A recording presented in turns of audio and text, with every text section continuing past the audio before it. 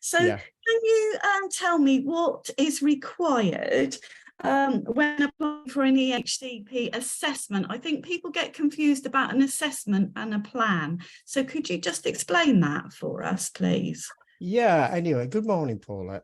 Morning. I think there is a difference. And in common parlance, people tend to say we are requesting a plan or we're applying for a plan. And actually, we're not doing that at all. The first, because that implies that the first stages are all wrapped up in one. They are two separate stages.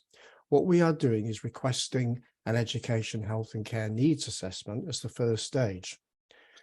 That then takes place, hopefully, but there's a lot of issues around that I know we're going to talk about. And then the second stage is, having done the assessment and having got the information, will the local authority issue a plan? And that's an issue in itself, which I know we're going to get to. So that is the correct way to think about it. Two separate stages: requesting the EHC needs assessment, and then the issue of will they issue a plan. Yeah. What is required of the child's needs for them to have an assessment? Is there a criteria? Yes and no is the answer to that. If you look at the Code of Practice, SEND Code of Practice 2015 was the latest edition in May of that year. This is the document that local authorities, and in fact many SENCOs who are trained often by local authorities, will quote. And in chapter 9.14, so it's 914 of the code, there is a long list of what a local authority can reasonably expect to see when they receive a request. In other words, in terms of evidence. And that evidence covers a range of things, from progress, attainment, attendance, whether they are working at expected levels, however old they are. Has there been previous involvement by other professionals, such as educational psychologists, speech and language, occupational therapy, etc. So if you look at 914, those are all things that it says a local authority can expect to see. However, that is all advice and guidance. It isn't a legal requirement. And I think parents and carers, and of course young people themselves, need to understand, and professionals need to understand the difference between advice and guidance on one hand and a legal requirement, which is in law, on the other. The Code of Practice on this is purely advice and guidance. It is not law. So no local authority has the legal right to insist that all of that evidence that I mentioned that's in 914, it's a very long list, that is provided. They cannot, in fact, require in law any specific evidence. It's unlawful of them to say, we have to have this, this, this. And if a parent applies for a needs assessment, many local authorities, if not most, will then contact the school and say, parent has applied for an assessment, we require you to provide this information. That is unlawful. Okay. And it's actually something which is worse than unlawful, I'll explain. But schools are not required in law to do any of that. Okay. So why did I say it's actually something worse than unlawful? Because in law, if a body, such as a local authority, sets a bar or a test which is higher than the one that's set by Parliament, that is unlawful, even more so. And Parliament has set a very low bar when you request an assessment. I'll come to that. But for a local authority to raise that bar unilaterally, as they nearly all do, and say, we will only assess needs if you provide this information, that information, and so on. Or if it's a parent that applies, the school will have to provide that. That is unlawful. There is no legal requirement. So in terms of what is required, So that's what's not required. None of that, absolutely none of it. What is required? Well, that is set out in the Children and Families Act, section 36, subsection 8, which is normally written as 36 with an 8 in brackets. And what that says is that the local authority must consider, by the way, and when you see the word must, it really does mean it's a legal requirement. So the Children and Families Act is law. The Code of Practice is advice and guidance only. It is not law on this matter. And as I've said, 36.8 of the Act says that a local authority must consider, and I quote, any evidence and views presented when that request is made. Now, the key word there is any.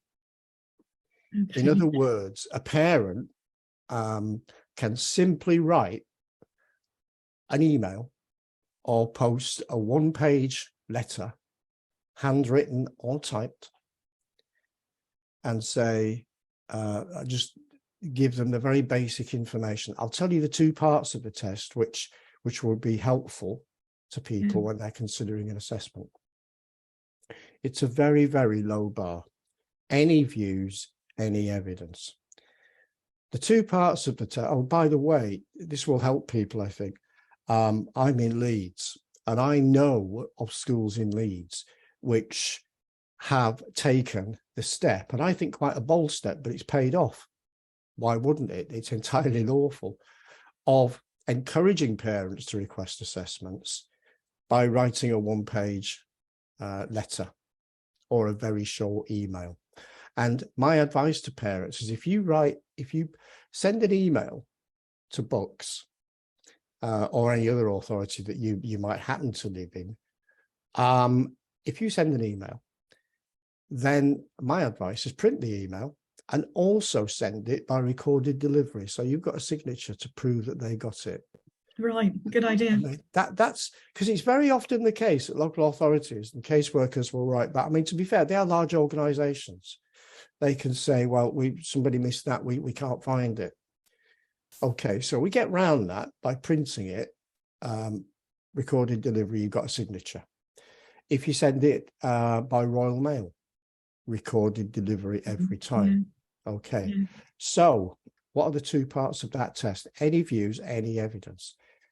The two things that are required are something that says that the child has or may have special educational needs. Now, if they're on the SEN register of a school, that ticks that box. Okay. But you don't have to prove that they've got SEN. No one has to show that a child or young person has a special educational need, because the wording is has or may have. And that's legally a question of possibility. Mm-hmm. And then the second part of the test is that the child or young person may need provision specified in an EHCP. So there is no definite answer to that. It's a question of possibility.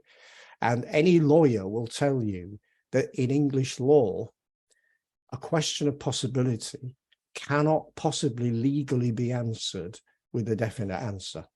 Right. So I'll give you an example, because I think this will lead on to one of your other questions. An example of that is if you submit the evidence and it comes back that the local authority say, we're not going to do an assessment because we believe that the school already understands needs and they can meet needs. The legal test is one of possibility. They may need provision specified in a plan. But what the local authority has done there, and I see this every single week on many occasions, it's a fairly standard response. What the local authority has done is give a definite answer. They can understand needs. They can meet the needs. And in law, one cannot do that. Okay. It's possible. Yeah, okay. So it's very open in terms of what evidence you provide. Any views, any evidence. Okay. And as you alluded to, so what do you do if they reject to do that assessment? do you advise going to tribunal? What do you advise? It's mediation, I understand first, isn't there? My advice is make sure that you talk with school, or if you're a school professional, because these roles can overlap. Of course, you can be a parent and also a professional as well. Yeah. Talk to each other. And my advice is that both school and parent initially need to respond in writing to the local authority, and an email is fine. And again, you might want to make sure it gets there by printing it, recorded delivery. You can both write to them and say that their response is unlawful. Quote the legal test, which is 2 parts of section 36(8), and tell them that this is a test of possibility. They have responded with an answer of which is definite, and the two do not go in English law. Yeah. So that's one you can do. Tell them it's unlawful. Secondly, it's up to the individual whether they consider mediation. It's not compulsory. Okay. It's entirely optional. But what you are required to do, and only parent can do this, not school, that if you are going to appeal that decision, because the local authority will not change it, then you have to obtain what is called a mediation certificate. Yeah. Now, even if you don't go to mediation, you still have to get that certificate. So my advice is, if you think that it's worth trying mediation because you can persuade them that their response has been unlawful, and you've got the confidence to go through the lawful test and read it out to them, you can just Google it, Children and Families Act on gov.uk. If you've got the confidence to do that, you want to do mediation, please do. It's not compulsory. Yeah, okay. If that fails, if it succeeds, then fine, you get an assessment. And by the way, an awful lot of decisions to refuse to assess are overturned at that stage. But if you don't get a change of heart, or you don't want to go to mediation anyway, you have to get the certificate.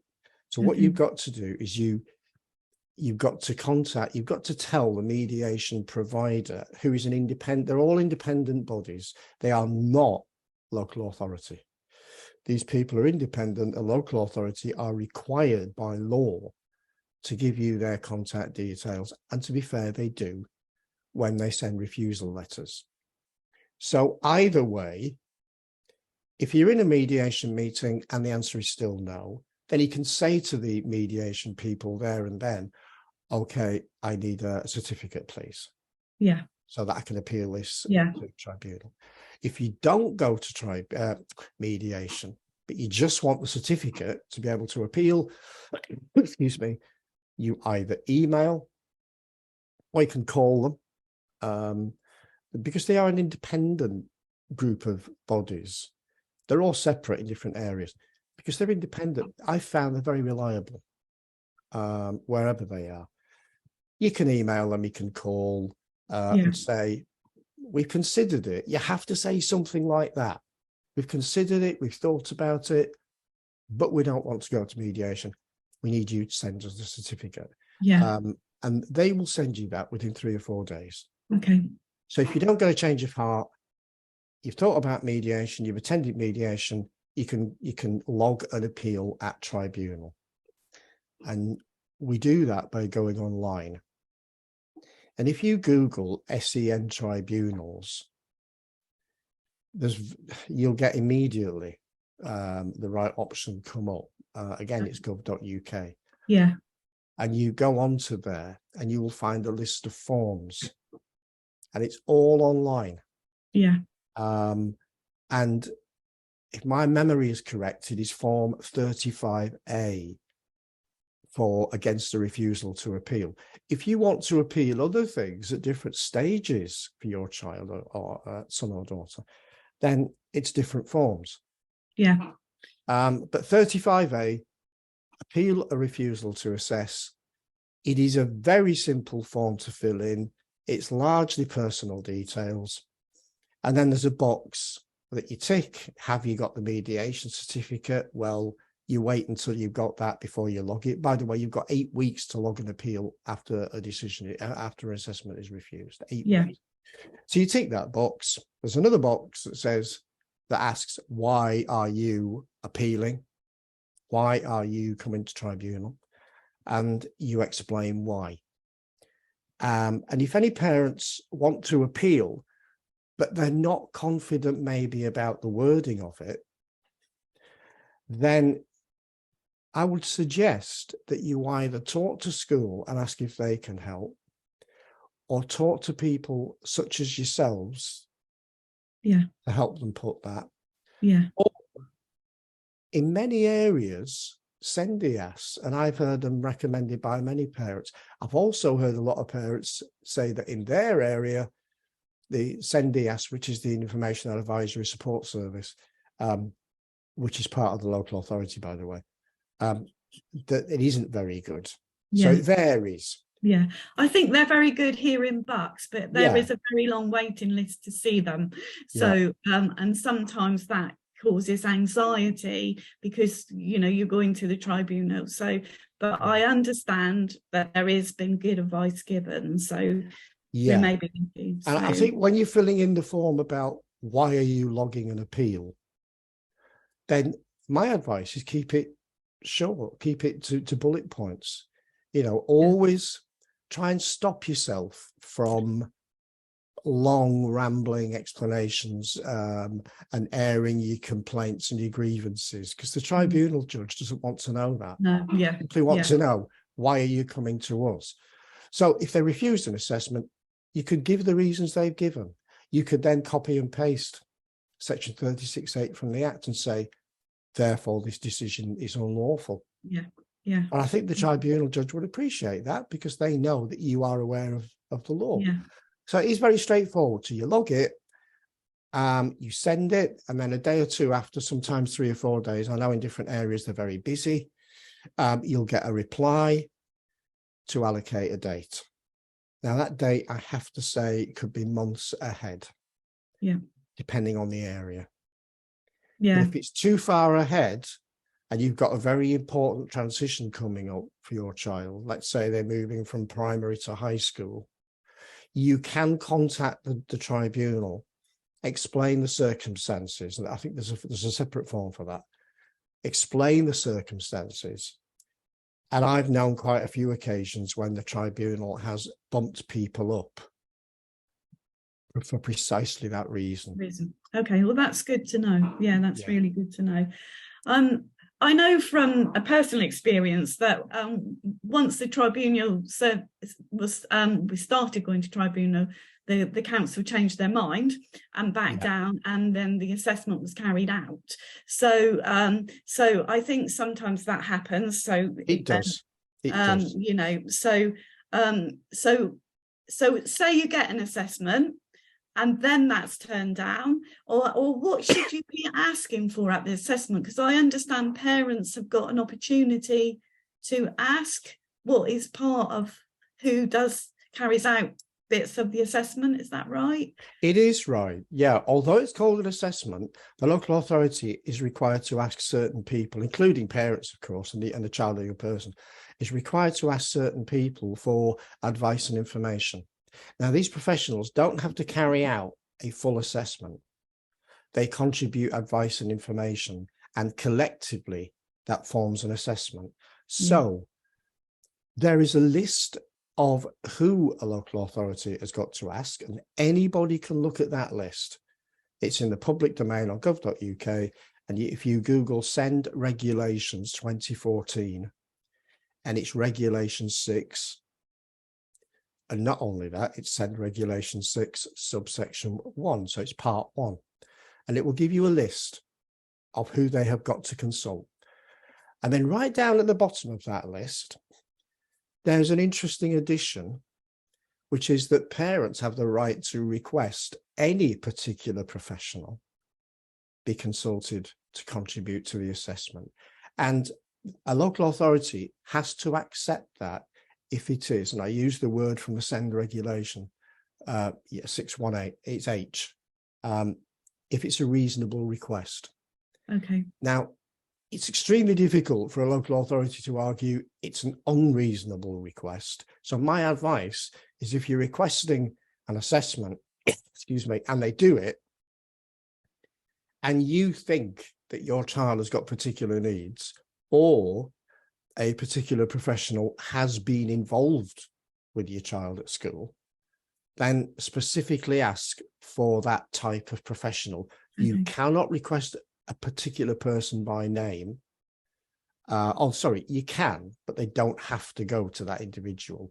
They could, if you ask for a particular occupational therapist, they can just go to any. But that's fine.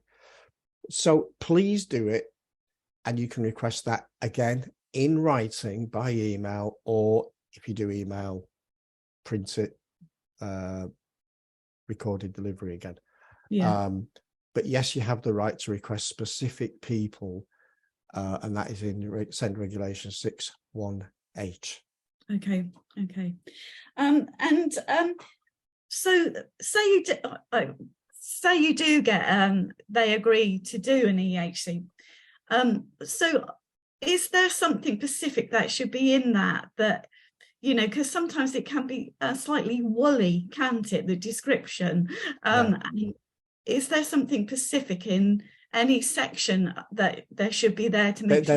There is. The Code of Practice, section 9.69, sets out what should be in each section. And it actually goes for, you see, even I do, it should. It sets out what must be in each section.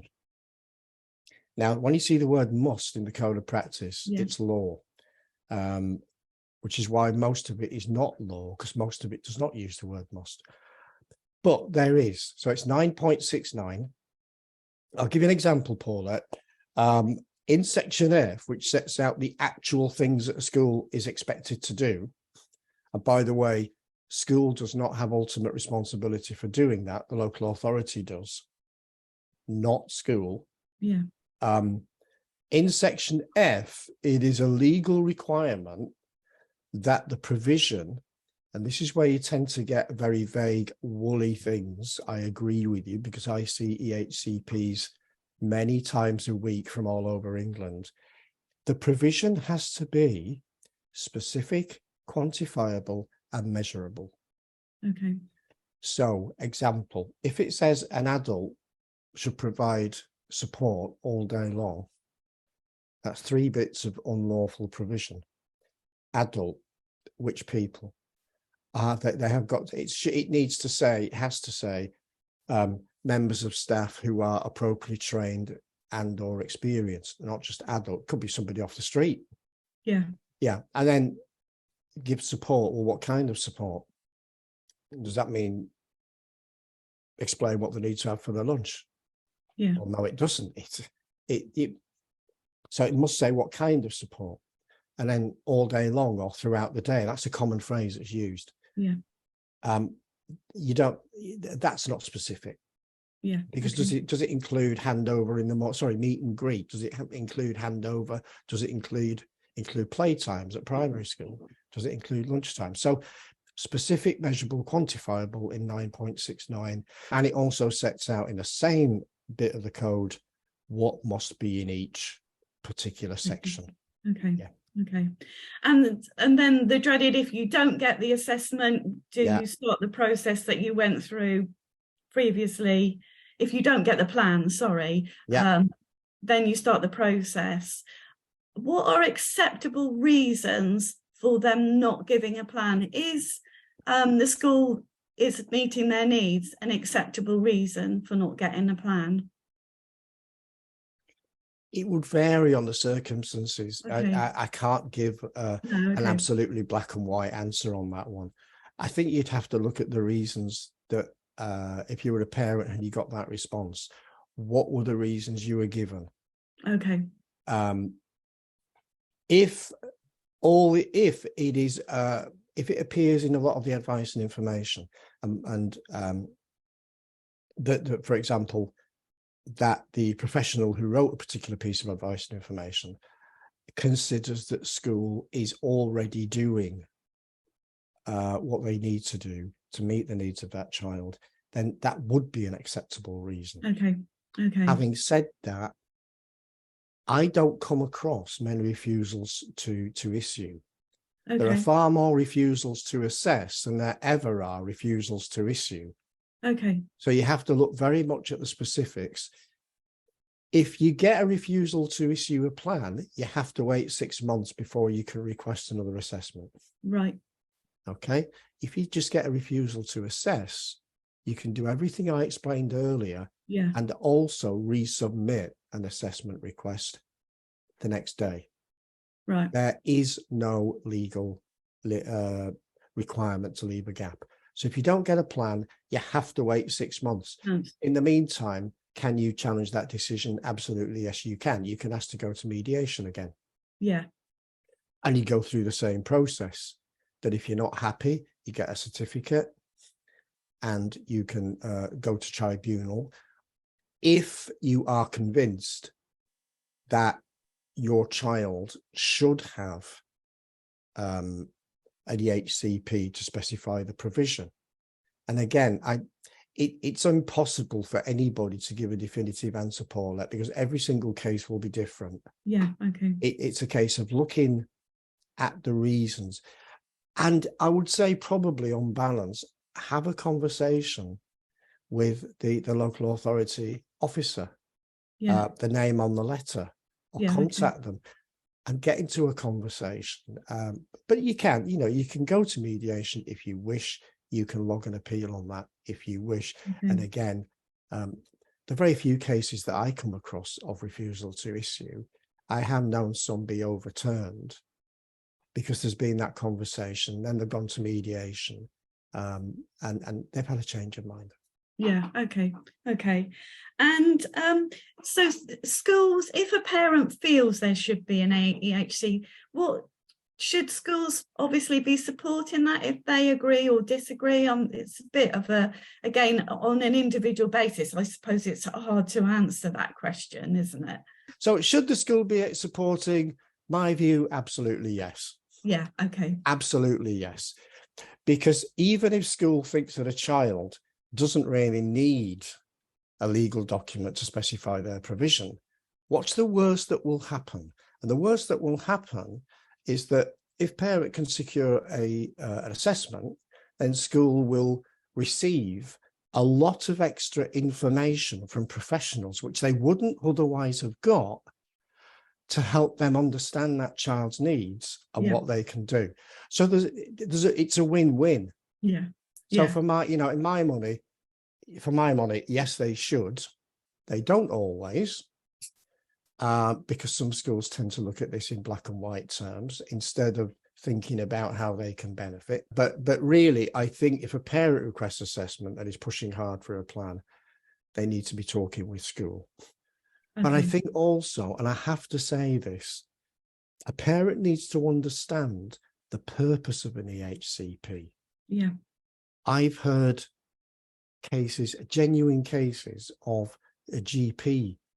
In one case, I've heard of an optician say that the child had difficulty with their eyesight, and I quote, you might want to consider trying to get an EHCP. Right. Because they had struggle with their eyesight, which is ludicrous. Yeah. The GP saying, they've got some medical issues and I can give some, I can give a prescription for that, but you might want to consider requesting an.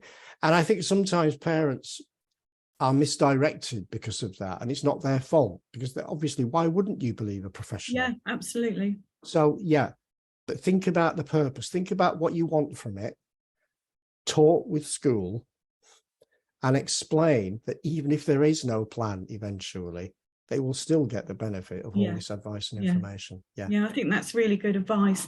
And then just finally, the myth about schools having £6,000 to spend on SEND children. Is that correct? Is that false? What is all that about? It is legally correct. Right.